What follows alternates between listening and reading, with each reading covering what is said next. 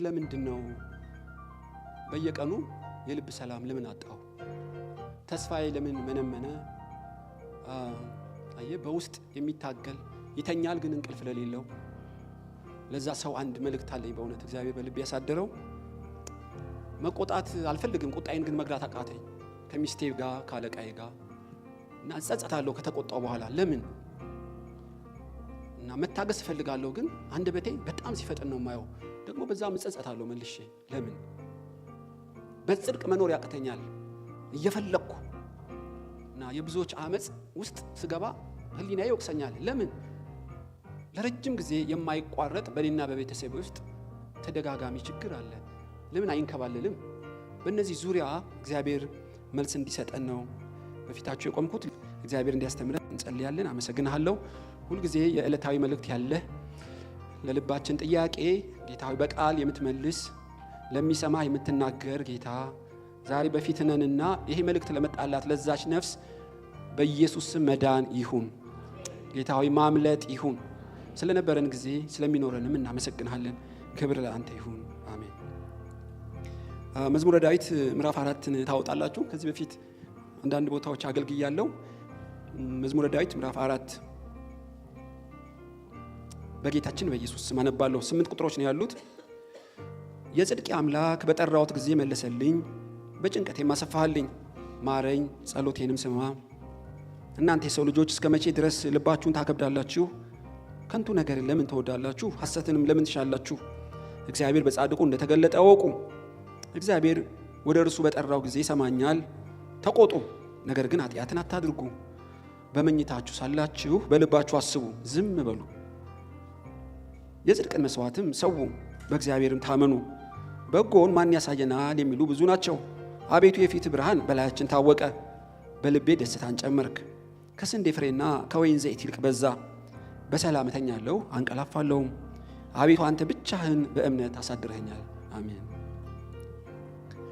ይህንን ዳዊት መቼና ለምን እንደዘመረ ሲገባን ነው ክፍሉ የሚገባን በእውነት እና ይህንን የዘመረው የሰላሙ አለቃ ዳዊት ሰላሙ ተናክቶ ይተኛል እንጂ እንቅልፍ ያጣበት አይደለም። ከመጠን በላይ ተስፋ ሁሉ አጥቶ የተጨነቀበት ጊዜ ነው ይሄ እና ለምን እዚህ ጫፍ ላይ ደረሰ ይሄ የተቀባ ልበ እግዚአብሔር ብትሉ የኋላ ታሪኩን ማጥናት ግድ ነው እና በዳዊት ቤት አምኖን ትዕማርን ሲያነውራት ትዝ ይላችኋል። አንድ ወቅት ይሄን ነገር ተናግሬያለሁ። ስለምን በቤቴ የሆነ አላለም። እንደ አንድ ክስተት ነው የቆጠረው ዳዊት እና ይሄ እንግዳ ነገር ለምን በቤቴ የሆነ ምንጩ ምንድን ነው አላለም እና እንደምንም ብሎ አለባብሰው አለፈው። ትንሽ ቆይቶ ታውቃላችሁ አቢሴሎም አምኖንን ገደለው። ሰው አገልግሎት አቆሞ ትንሽ አይመረምርም? ታውቃላችሁ ጽሞና ከጸሎት ይለያል። የሰርክ ጸሎቱንና ዝማሬ ባያቆምም እና በአርምሞ ጥሞና ለመግባት ራሱን አላሰለጠነ ማለት ነው። በዚህ ጊዜ የጽሞና ማለት ከጸሎት ትንሽ ይለያል እና ሁሉን ነገር ዘግተ ረዘም ላለ ጊዜ በእግዚአብሔር ፊት መቆየት ማለት ነው ጽሞና እና አንዳንድ ጉዳዮች በብርቱ ጽሞና የሚንከባለሉ በልዩ ጽሞና መጋረጃው የሚቀደድ ኢሾች በህይወታችን ይገጥሙናል እና ዳዊት የገጠመው አንዱ ይሄ ነው ታውቃላችሁ። እና አምኖን ሞተበት። ትንሽ አለቀሰና ለምን አላለም። የሚገርማችሁ እና ያሳደዱኝን አሳዳቸው፣ አንድ ቀንድ እንዳለው አውሬ በትናቸው እያለ መጸለይ ጀመረ። ነገሩ እየቆየ ስር ሰደደበት። አቢሴሎም መፈንቅለ መንግስት አወጀ። ለ4 ዓመት ሴራ እየጎነጎነ ሳያስበው ድንገት የገዛ ልጁ አይደለም መፈንቅለ መንግስት አደረገበት እና ይሄ ብቻ አላበቃም። ለምንድን ነው ልጄ ያደመብኝ? በፍጹም ዳዊት አልገባው እና አኪጦፌል ምክራቸው ይበተን እያለ ሁሉ በዜማ ይዘምር ነበር እና ሰው እኮ ቆም ያደርጋል በእውነት እና መመርመር አለበት፣ መጠየቅ አለበት እና ዳዊት ግን በመረጃና ማስረጃ እየተማራ በሚያየው ይነዳል፣ በሚሰማው ይበይናል።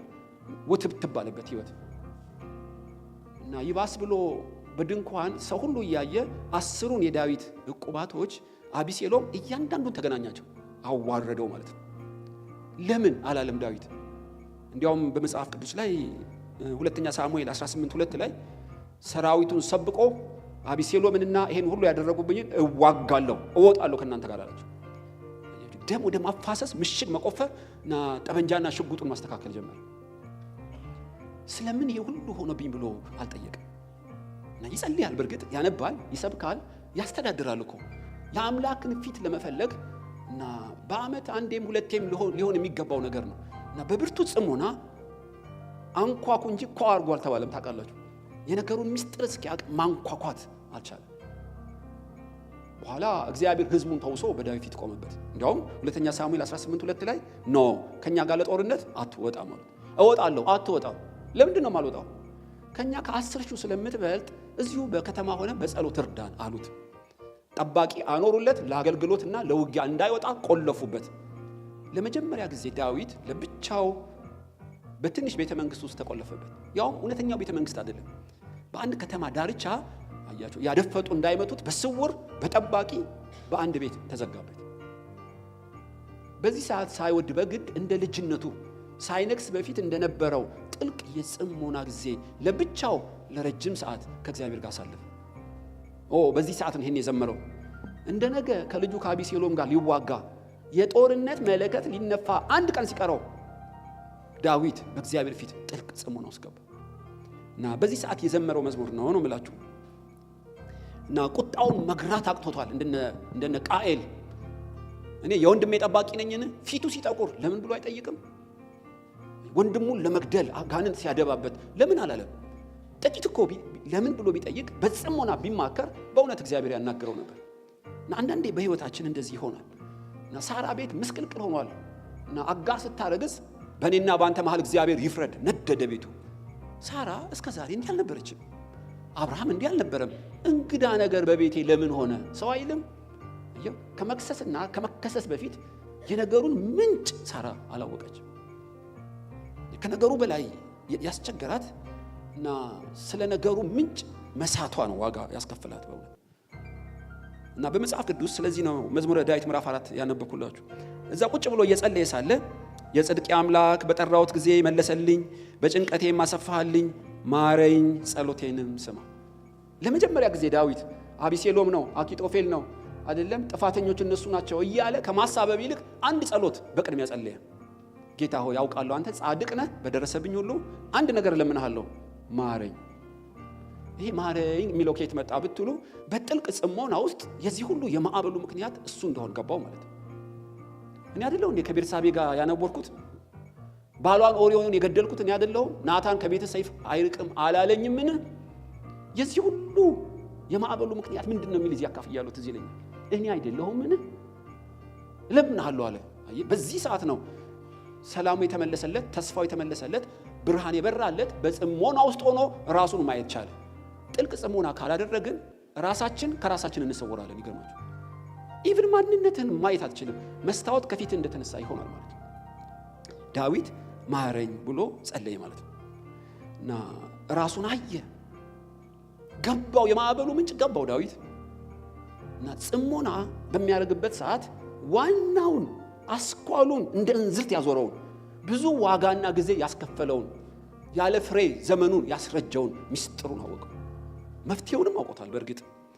እና በዚህ ጸሎት ውስጥ እያለ ነው እንግዲህ ቁጥር 2 እና 3 የደገመው።